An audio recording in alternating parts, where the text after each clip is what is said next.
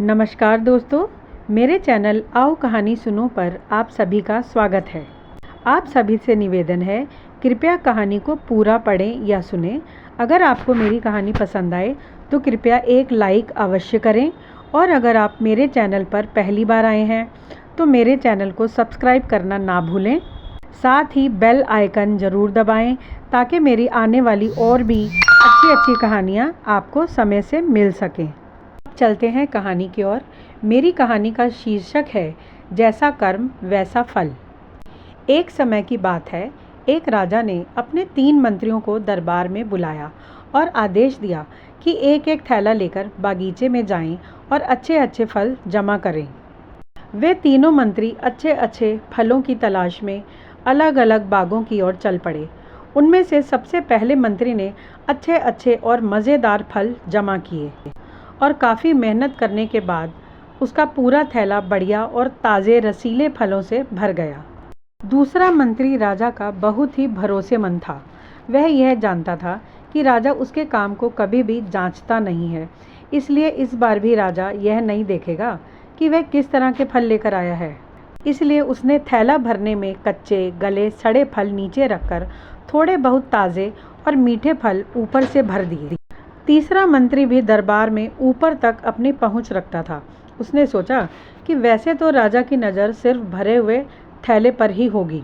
राजा ने थैला खोलकर तो देखना नहीं है, और अगर राजा ने खोलकर देखना भी चाहा तो वह किसी अपने दरबार के सेवक को ही बोलेगा, और वहाँ सब उसी के लोग हैं, तो कोई राजा को सच बताने से रहा। तो मैं क्यों इतनी मेहनत करके पेड़ों पर चढ़ूं और अच्छे फल चुनूं? थैला ही तो भरना है, और अगर सबसे पहले पहुंच जाऊं तो क्या पता कुछ इनाम ही मिल जाए। बस उसने जल्दी उस थैले में घास फूस और सूखे पत्ते भर दिए और महल की ओर चल दिया। अगली सुबह तीनों मंत्री अपने अपने थैलों के साथ दरबार में राजा के सामने पेश हुए।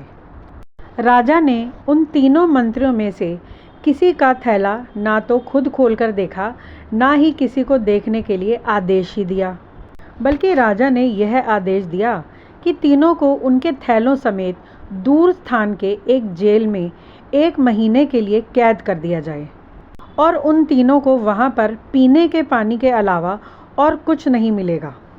अब जेल में उन तीनों के पास अपने अपने थैलों के अलावा और कुछ भी खाने के लिए नहीं था। अब जिस मंत्री ने पूरी ईमानदारी के साथ मेहनत करके ताज़े और मीठे फल जमा किए थे, उन्हीं फलों को खाकर उसका 1 महीना बहुत ही आराम से बीत गया।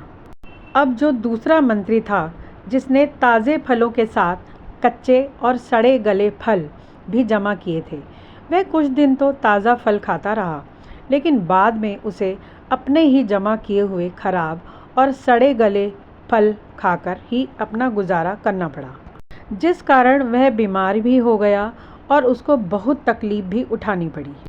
अब जो तीसरा मंत्री था, जिसने अपने थैले में केवल घास फूस और पत्ते ही भरे हुए थे, वह कुछ ही दिनों में भूख के कारण मर गया। तो दोस्तों, हमें भी अपने आप से पूछना चाहिए कि हम क्या जमा कर रहे हैं, क्योंकि हम भी इस जीवन रूपी बाग में हैं, जहाँ चाहें तो कचरा जमा करें और चाहें तो इसे अपने अच्छे कर्मों से सुंदर बनाएं।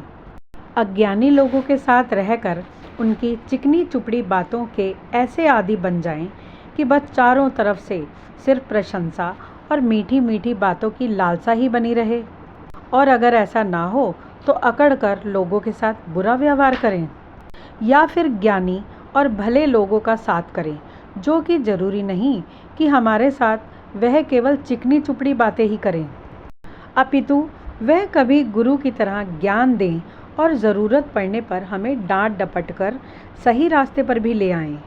किसी अच्छे मित्र की तरह स्नेह भी दें और एक परामर्शदाता की तरह परामर्श भी दें। इस तरह से हम सबका व्यक्तित्व पूरी तरह विकसित होगा और हम स्वावलंबी बनेंगे। अब यह हमें ही तय करना है कि हम अपने लिए कौन सा मार्ग चुनते हैं। जीवन एक रहस्य है। हर रास्ते पर गति की एक सीमा है, बैंकों में पैसों की एक सीमा है, कोई भी काम करने के लिए एक समय सीमा है, परंतु हमारी सोच की कोई सीमा नहीं है।